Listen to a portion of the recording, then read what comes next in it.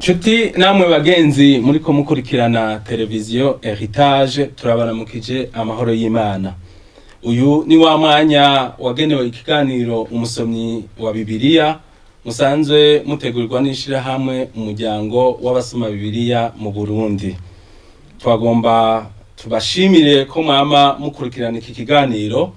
Twagomba kandi tubamenyeshe yuko uyu munsi dusoma amajambo ari mu cete Paulo yandikiye abigalatiya igice ni ca gatandatu guhera ku murongo wa 11 gushitsa ku murongo wa 18. Uyu munsi turi kumwe n'abatumire babiri. Iburyo bwanje hariho umutumire. Murakoze, amazina yanje nitwa Merveille Kaneza. N'ibubamfu bwanje hariho uyundi mutumire. Murakoze, nitwa Dusabe Romaine. Ego nkuko mubibonye turi kumwe n'abatumire babiri uno munsi, Merveille hamwe na Romaine. Ariko imbere yuko tuja muri ano majambo twagomba kubanza gusenga Imana. Mwami Yesu, turagushimiye yuko tugiriye neza kuri uno munsi, ukaduha akaryo ko kongera kuganira ku majambo yawe. Twakwinginze kugira ngo duhishurire ivyo ugomba ko tumenya biciye muri ano majambo, kandi wiyereke n'abariko barakurikirana televiziyo Heritage kugira ngo nabo nyene ubahishurire ivyo ugomba ko bamenya kuri uno munsi uzobukoze. Ni mu izina rya Yesu Kristo tubisavye, amen. Murakoze cyane. Rero tugomba kwinjira ido nido muri ca gisomwa kiri mu cete Paulo yandikiye abigalatiya igice ni ca gatandatu guhera ku murongo wa 11 gushitsa ku murongo wa 18.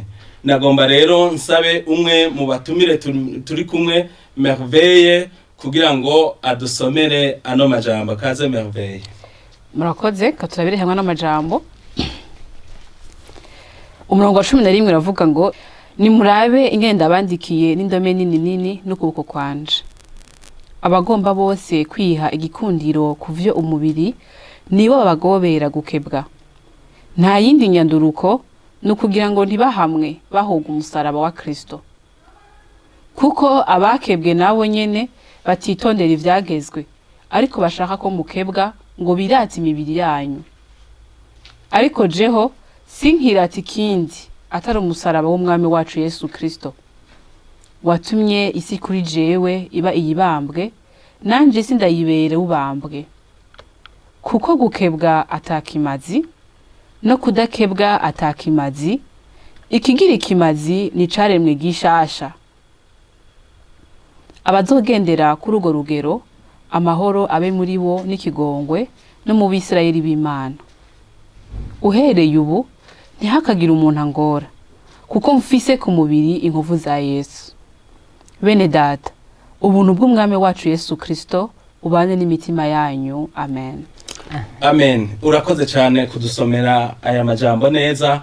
Twagomba rero uno munsi twiyumvire ku bibazo bikurikira. Turafise ikibazo ca mbere kitubaza aya majambo icavuga ko n'uwavuga ko. Tukaba dufise n'ikibazo kigira gatatu kivuga ngo mbega ivyo nsomye harakarero nkwiye gukurikiza canke ntakwiye gukurikiza.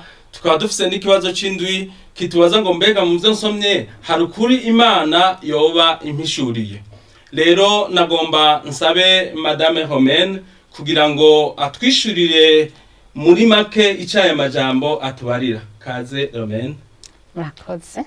Aya majambo dusomye atubarira umukozi w'Imana Paulo, intumwa ya Kristo, atubwira ingene ariko yihaniza Bayuda, abantu bagomba guhagarara ku migenzo kuruta guhagarara ku vyagezwe vy'Imana. Arababwira yuko gukebwa no kudakebwa byo ataco bimaze, ariko ikiruta byose ari ukwakira umwami Yesu nk'umwami n'umukiza w'ubugingo bwabo, bakaba ivyaremwe bishasha. Majambo make nivyo ayo majambo atwigisha. Murakoze cyane. Nivyo aya majambo aratwereka ikiganiro Paulo yariko aragiriranira n'irishengero ry'Igalatiya biciye muri rino kete, abereka ingene bakwiye koko kubanziza canke gukurikira cyane Kristo gusumba uko bokurikira imigenzo kandi by'ukuri cyari igihe kidasanzwe. Iki gihe ishengero ry'Igalatiya ryari mu bihe bidasanzwe, aho hariho inyigisho zigomba gushimikira cyane ku migenzo, cyane cyane umugenzo wo gukebwa, ariko rikibagiza yuko abantu bakwiye gushimikira ku kwakira Kristo. Ivyo vyaranatuma wanashaka bakumira abanyamahanga batakebwe, bikagaragara yuko umenga bobo ntibakwiye kuba mu mugwi w'abakristo. None Merveille, muri ano majambo twasomye uno munsi hari akarorero ubona dukwiye gukurikiza cyangwa tudakwiye gukurikiza? Ego cyane. Muri aya majambo duje kubona muri aka kanya, turabonamwo uburorero butari bwiza. Turabonamwo uburorero tugiye kuraba Paulo ku murongo wa 11 arashimikira ko cyane abandikiye, ashimitse avuga ati ndabandikiye n'indome nini n'ukuboko kwanje. Ni kuvuga ngo yarashatse gushimika kwa n'amajambo kugira ngo ababwire ibiteko biragenda neza n'ibiko biragenda neza. Akaroro katari ko gukurikiza nuko kungene bashaka kwirata ivy'umubiri. Abayuda bashaka kutemera yuko agakiza kaboneka muri Yesu Kristo, ariko bagashaka kwemeza abandi bantu yuko kugira ngo wemegwe n'Imana ugomba kuba ufise ibimenyetso kanaka bikwerekana ku mubiri, kuko ugomba kuba warakebwe. Umaze ko gukebwa wari umugenzo w'Abayuda, umwana avutse haciye iminsi 8 yabanza gukebwa. Ariko bagashaka kubandanya uwo mugenzo bemeza abantu yuko kugira ngo wemegwe imbere y'Imana, kugira ngo ugire agakiza bifatira ku kintu, bifatira kuri ugukebwa. Akarosa karoro cyo gukurikiza kubera ko uko tudakubona ngaha anyi ngene Paulo yagiye arabandikira ababwira si ibintu bigaragara inyuma bitwerekana ko dukijijwe, si ibintu bigaragara inyuma bigomba kutubwira yuko turi abana b'Imana. Hari n'igihe tubona mu mashenga atandukanye canke mu migwi itandukanye bakabwira abantu ugomba kugenza uku, ugomba kuba wifasha uku, wambaye uku. Navyo nyene si bibi de l'extérieur, inyuma tugomba kuko umubiri wacu n'ingoro yamwe mu yera, ariko si hagakiza gashingiye. Rero akarorero kabi ko kudakurikiza no kumva ko ibintu by'inyuma ari byo bigomba kuduha agakiza, ari byo duhesha agakiza. Akarorero keza ko gukurikiza nako naha Paulo yababiye ku murongo wa 15 aravuga ngo kuko gukebwa atakimazi no kudakebwa, kuko gukebwa atakimazi no kudakebwa atakimazi, ikigira ikimazi n'icaremwe gishasha. Aha ku mundi murongo wa 12 yaragovuze ngo abagomba bose kwihiga ikundiro ku vy'umubiri nibo babagobera gukebwa, nta yindi nyanduruko no kugira ngo bahamwe bahoga umusaraba wa Kristo. Kuko abakebwe nabonyene batitondera ivyagezwe, ariko bashaka yuko mukebwa ngo byati imibiri yanyu. Aca bikintu gikomeye, ariko jewe simfise ikindi nirata umusaraba w'umwami wacu Yesu Kristo. Ni akarorero keza ko gukurikiza, ntidukwiye kwiyata ikindi kintu na kimwe kiri hambavu canke en dehors y'umusaraba wa Kristo.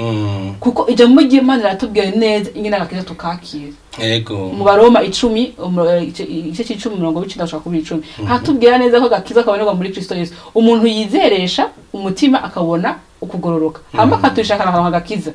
Uwo musaraba wa Yesu Kristo niwe wonyene uduhesha agakiza.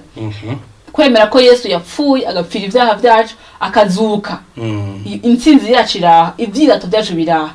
Nk'abana b'Imana bavutse ubwa kabiri ntitwirata yuko ku mubiri de l'extérieur nta kintu kimwe c'inyuma twokwirata, uko twoba tubaye nk'aya majambo bavuze ngo abakebwe n'abatakebwe, ahubwo mu mutima wacu turemezwa mbega narakijijwe, mbega narakiriye umwami Yesu, narizeye yuko yapfiriye ibyaha byanje arazuka. Ivyo nivyo vyirato vyacu. Akarorero dukwiye gukurikiza naka karorero ko kumva yuko agakiza katabonerwa handi hantu na hamwe, habo agakiza kabonerwa muri Kristo Yesu. Murakoze cyane. Nivyo agakiza kabonerwa muri Kristo Yesu umwami wacu. Hanyuma ku murongo wa 14 hariho amajambo Paulo yavuze, aravuga ngo ariko jewe sinkirate ikindi atari umusaraba w'umwami wacu Yesu Kristo watumye isi kuri jewe iba iyibambwe, nanje isi ndayibera ububambwe. mbega aya majambo muyumva gute Pawulo yariko aravuga Madame Romaine? Pawulo yavuze yuko wewe kubwo kumenya Kristo isi asigaye ayibona nk'iyibambwe nawe ikamubona nkaho nawe abambwe. Ivyo rero yabivuga ko yashaka gusigura yuko muri we amaze kumenya Kristo yavavanuye gose n'isi. Hanyuma rero akaba avuga yuko muri we ahageze kubwo kwakira umwami Yesu uyu munsi ntacapfana n'isi. Yego. Isi irafise ukwibayeho nawe arafise ukwari muri Kristo Yesu mu buzima bushasha kubwo kwakira umwami Yesu yarahindutse ntaca gipfana n'isi, si wa wundi akiganzwa na kameremere, si wa wundi agihagaze ku migenzo, si wa wundi akigenda nk'uko isi igenda. Asigaye abona, aravuga ahandi akavuga ngo uko kuko wikiruta ibindi ari ukumenya Kristo, kandi akavuga yuko ubu ivyamubera inyungu wasigaye abibona nk'ishano, abibona nk'ubuhombe, abibona nk'ibintu nta kibanza gifise muri we. Ego cyane, abibona nk'ibintu minga yarabimaze kubititura kubw'ikibirengeye ari kumenya Kristo. Murakoze cyane. Ni by'ukuri ikintu kibambwe ko gifata nk'ikintu nta buzima kigifise ntikiriho capfuye, kandi koko ivyo tubona ngaha Pawulo yavuze biragaragaza koko yuko muri we ivya kera vyari vyarapfuye, kandi isi iraza ikamurondera ikamubura, kandi nawe nyene iwe nta mutima wo kuja kurondera ivy'isi agifise muri we. Iyi ni ntahe ikomeye cyane by'ukuri.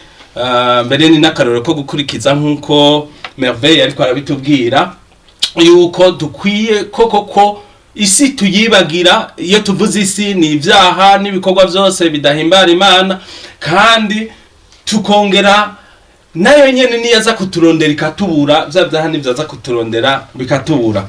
Jewe mbari kunganira Madame Madame Romaine, Pawulo avuze ngo isi imbona nk'ibambwe, imbona nk'ubambwe, yambere ikibambwe. Yego.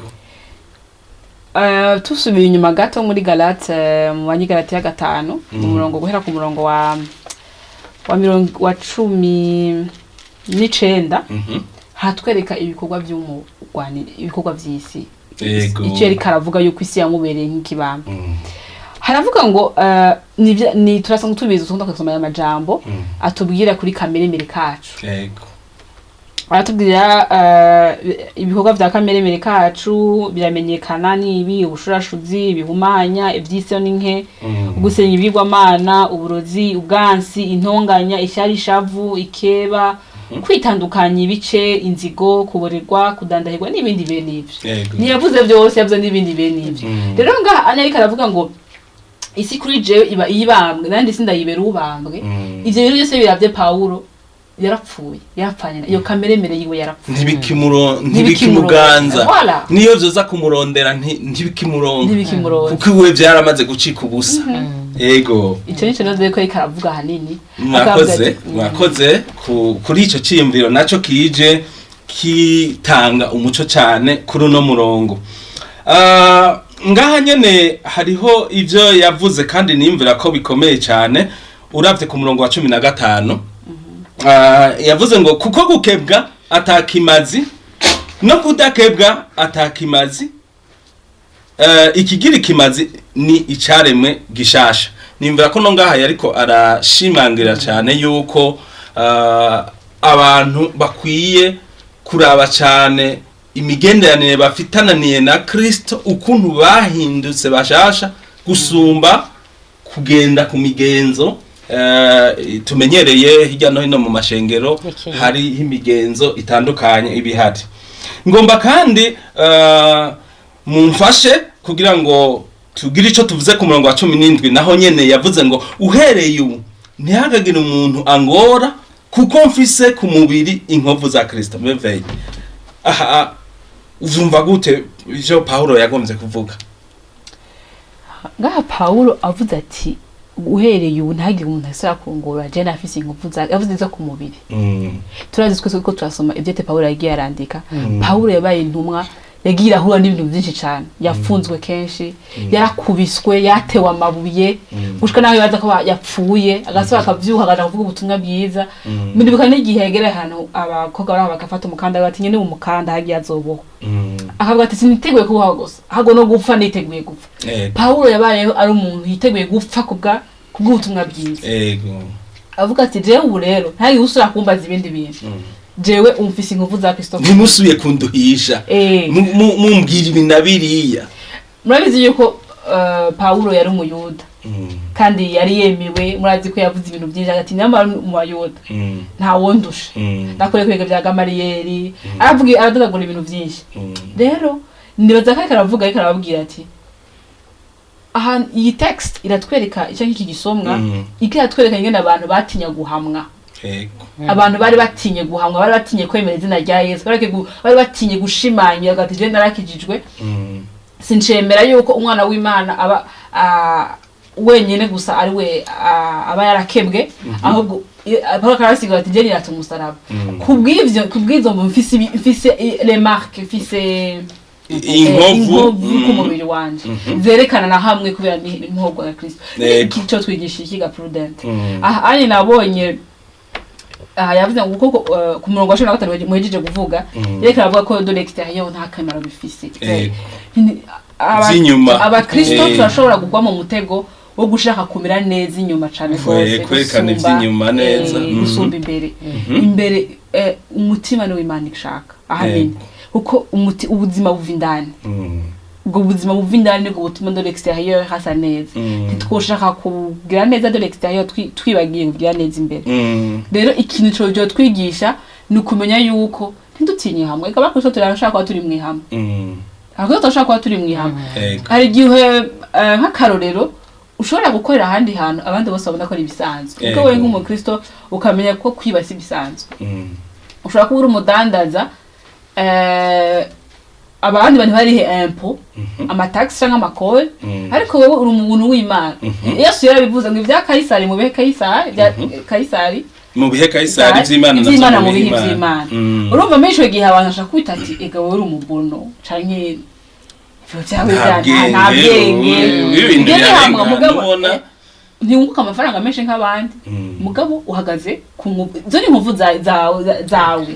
Ushobora kuba uri mu muryango batemera Yesu, ugahitamo kuba ndazi umwana yavuye mu idini ahantu yasengera ahitamo gukurikira Yesu. Gukurikira Yesu kuko kwamusabye gutandukana n'umuryango waramwihakanye. Uko iryo ni hamwanu nizo nkovu za Yesu afise ku mubiri, kuko yabaye ikintu kimubabaza gutandukana n'umuryango wose ko babaza. Mu gihugu cyacu dushaka turi mu gihugu abantu bashobora kwicwa kubera bavuze Yesu, ariko turazi ibihugu abantu bicwa abandi bagakererwa imitwe kubera kuvuga izina rya Yesu. Iryo ni hamwe abakristo bacamwe, ariko no mu gihugu cyacu ushobora kuba ihamwe riri mu bwoko bwinshi, ariko ikintu Pawulo atubwira ati uyu munsi jewe yaremeye kubicamo ahatabara dushinga intara avuga ngo mfise ingufu za Kristo ku mubiri. Natwe twogira ubwoba, tukiye guhagararira umwami Yesu, tukirinda les faux enseignements, inyigisho zitarizo, inyigisho z'ibinyoma. Tukavuga ukuri naho twohamwa, naho twokwitwa ibitari, naho twokwitwa amazina atandukanye, naho twotukwa, ariko tugahagararira ukuri. Murakoze gose.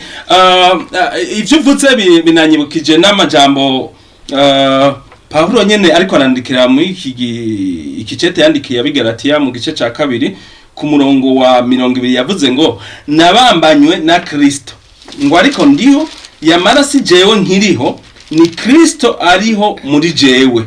Ivyo nkora byose nkiriho mu mubiri ndabikoreshwa no kwizera umwana w'Imana yankunze akanyegura. Nimvira ko naha harimo ikintu gikomeye cyane. Pawulo ariko arerekana ko noneho si wariho, nimba Kristo yarashishaguwe, nimba Kristo yarakubiswe, uno munsi Pawulo ari muri Kristo.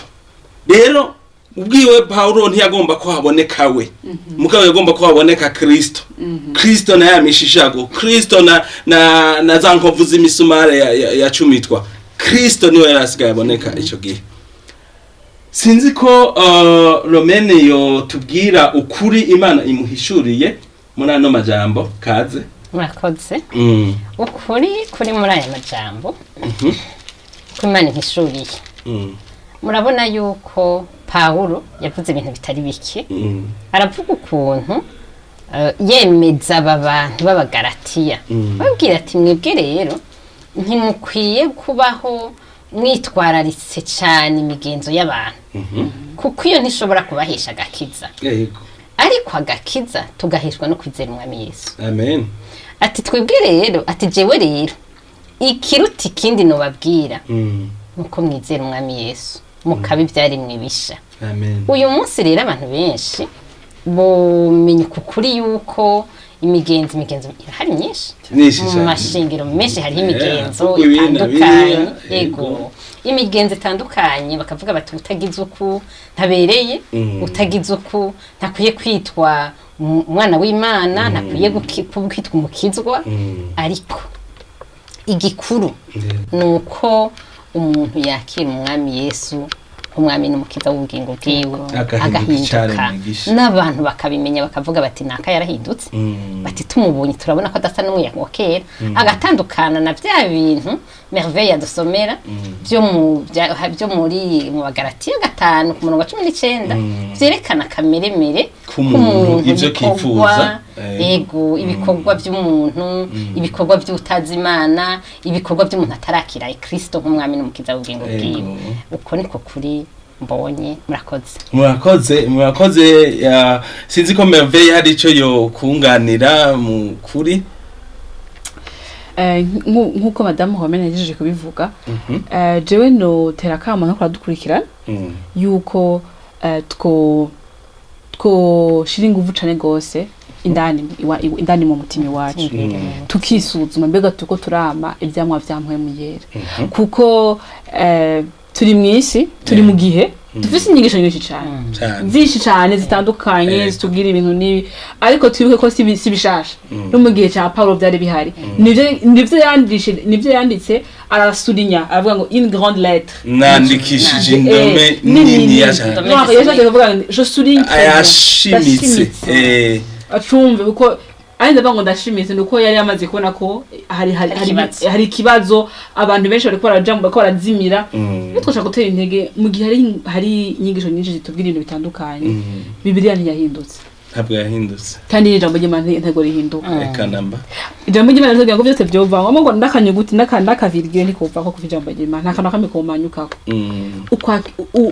kwita umwana w'Imana ugukizwa nukwezera umwami Yesu ukizera ko yapfiriye ibyaha byawe ukizera ko yapfuye ku bwawe akazuka kandi ni muzima icyo uko niko aho niko kwizera kwacu gufatiye ibindi byose byoza mu nyuma mugabo ntibibaze yuko kwigira mwiza inyuma bizo guhesha agakiza nivyo Paulo yagwanije ijambo ry'Imana ni ryarindi nyene twirata iki twese turi ngaha twirata umusaraba wa Yesu Kristo we amen murakoze by'ukuri vyiyumviro muriko muratanga birakomeye cyane kuko muri kino gihe nivyo ugiye mu mashengero atandukanye wanashaka jewe nkunze kugenda mu mashengero atandukanye hirya no hino bari mu bivuga batuma canke mu bikorwa bitandukanye uroza gusanga burya buri shengero irafise ikintu usanga kiritandukanye hano mu buryo bw'imigenzo ugasanga barakora iki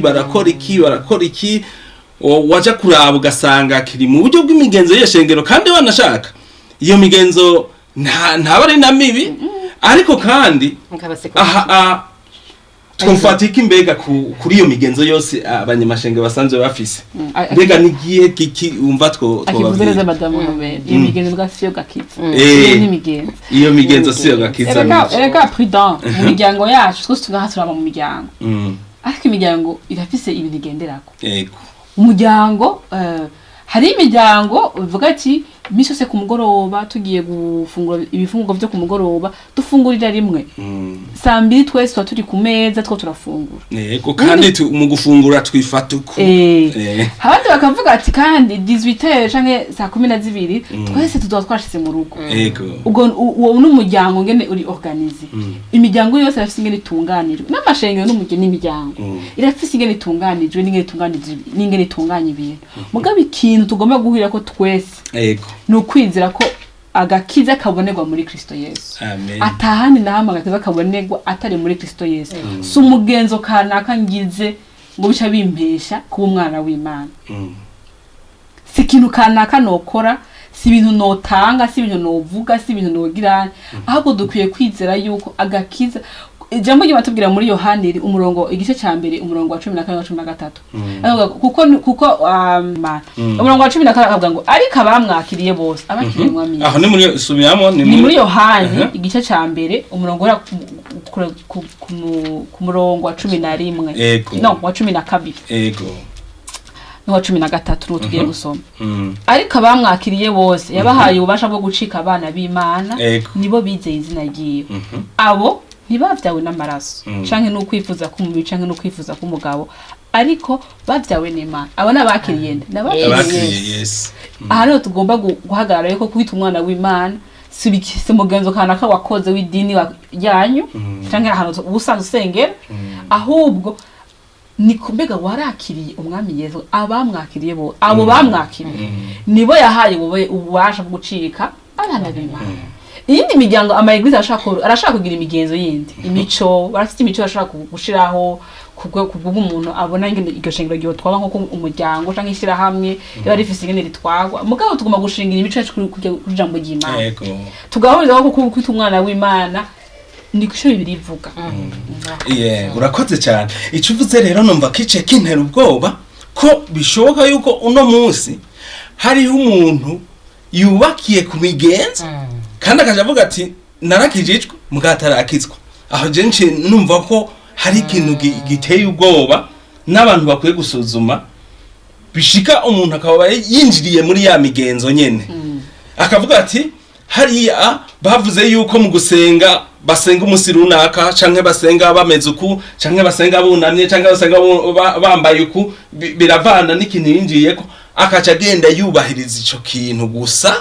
akaca avuga ati ndakijijwe numvisemo amakenga rero ko bishika ko ari umuntu no musi ariko aragenda mu migenzo mugagakiza ataramenyana na uwo muntu none mu mubwira ko no musi erega ntuje kure hari n'igihe nk'abana bavukiye mu miryango ikijijwe aravuka akamenya ngo ngenda kijijwe kuri abo bawe yakiriye agakiza na pa wiwe yakuze ahora numva namusengera kandi yagiye muri Sunday school yagiye mu ijashure ry'abana agaraho amungu misose yagoye yakuze mu rusengero azika kijijwe ndaza abagenzi bari barabanshije ntahati genda kijijwe umunsi umwe yagiye nko muri camp biblique canke yagiye nko muri hotel kwa cyana baramusigura ati erega kuba waravukiye mu muryango kijijwe nibwira wakejijwe iyi ni engagement personnel ni wowe ufata ingingo uvuga abamwakira ntaho ndamukwakirira ni wewe mu mutima wawe wemezwa kuri umunyavyaha kukeneye ikigongo c'Imana ukeneye n'ubuntu bw'Imana rero hariho n'abantu bashaka kuvukira mu miryango kijijwe bakibaza ngo ndakejijwe oya ntukejijwe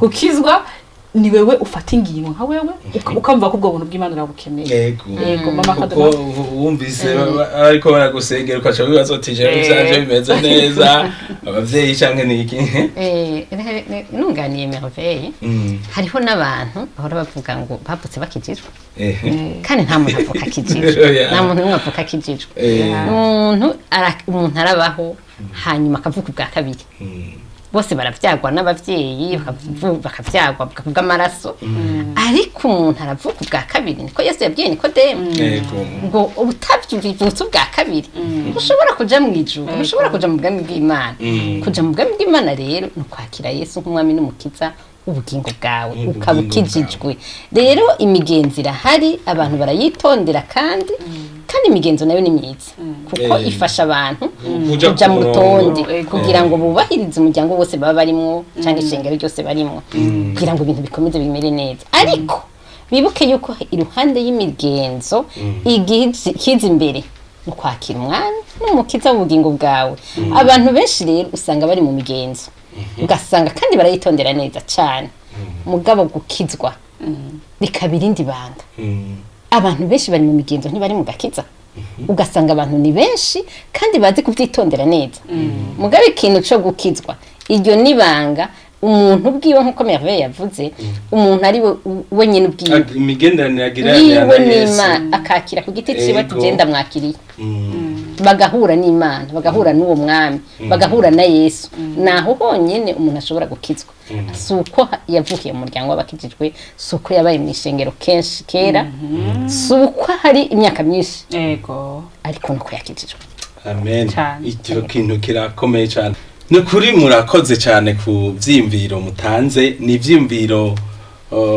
nimvira ko biriko birafasha abantu muriko murakurikirana iki kiganiro cy'umusomyi wa Bibiliya nagomba mugira ico mubwiye abantu ijambo ryo kurangiriza ko kuko twabonye ibintu bikomeye cyane byavuzwe ngaha havuzwe ivyagezwe n'imigenzo kandi ivyo bintu bibiri birafise aho bitanira mugire ijambo mushikirije abantu mu kurangiza Merveille Jake mubwira abantu nuko tudakwiye kubakira agakiza kacu ku mugenzo imigenzo ni myiza kuba umuntu aciye bugufi afite ikinyabufura akunda abantu ni vyiza kandi n'abapagani bakundana bitanaho n'abandi bantu byose ivyo agakiza no kwemera ko uri umunyabyaha agakiza no kwemera yuko utoshobora kwikiza ibyaha byawe aho ukeneye ubuntu buva ku mwami wa Yesu Kristo ukajaho ahantu wemera ukemera yuko